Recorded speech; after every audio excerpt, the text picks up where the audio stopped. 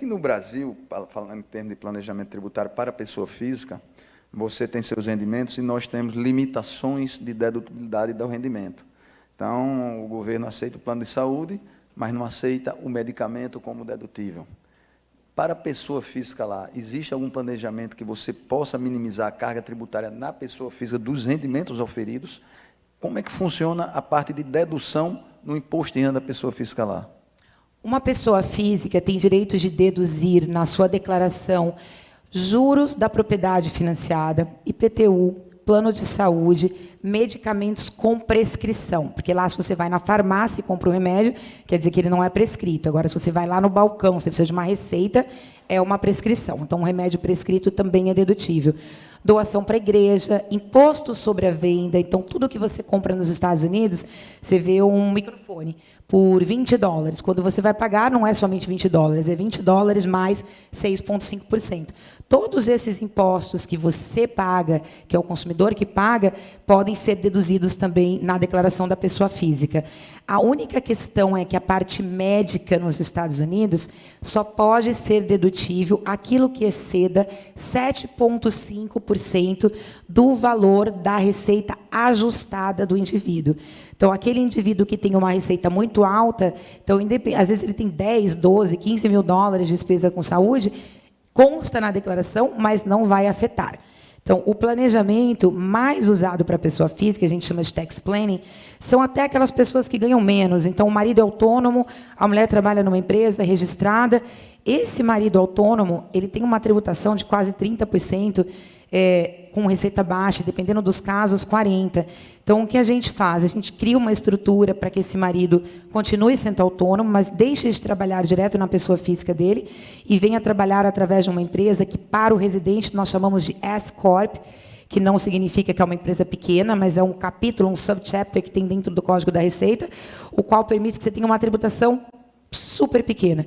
Então, assim, um exemplo bem rápido, tinha um casal tentando comprar uma casa já há uns 6 anos, e o marido americano e a mulher brasileira.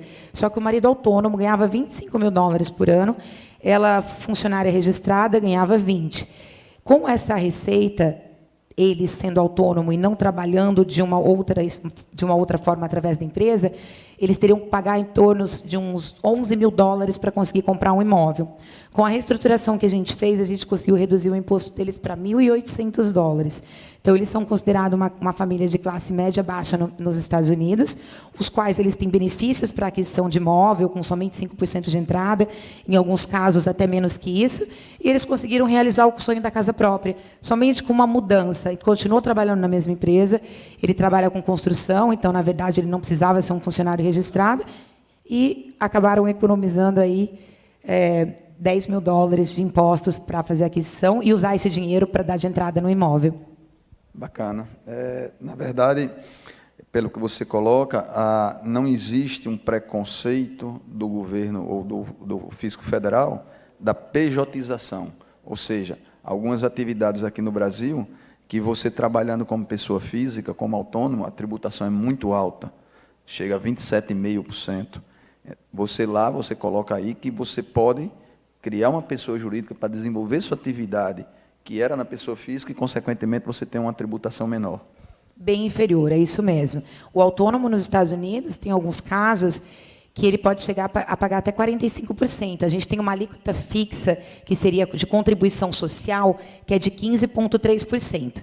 Aí nós temos o imposto de renda, que a alíquota mínima é 10%. Então, o autônomo já começa de cara pagando pelo menos 25,3% de imposto. Se ele tem uma receita um pouquinho maior, ele já vai para uma alíquota de 18, 20, mais os 15,3% de contribuição social, e assim por diante. Então, um autônomo que tem uma alíquota de imposto de renda de 37%, mais 15,3% de contribuição social, ele acaba deixando a metade do que ele ganha para o governo americano. Consequentemente, ele se transformando numa PJ, isso é bem... A gente transforma ele numa PJ e ele vai estar pagando aí uma alíquota efetiva de 12,5%, 13%, um pouquinho mais. Tudo depende da renda da pessoa, porque nossa tabela ela é progressiva. Então, de 0 a 10 mil dólares por ano, você vai pagar 0%. De 10 a 18, você vai pagar 10%. De 18 a 35, você vai pagar 15%. E assim por diante, até chegar em 37%. Bacana. Então, ela tem uma análise escalonada. Escalonada, exatamente. E cresce muito rápido. Então, a pessoa fala, não, mas eu ainda estou no 18, de repente, no outro ano já está em 29, 30. A vantagem é, como você falou, você tributa o resultado, você não tributa o faturamento, diferentemente Exato, da gente aqui. completamente diferente. E, no caso da gente, o faturamento ele é tributado nas 3 esferas.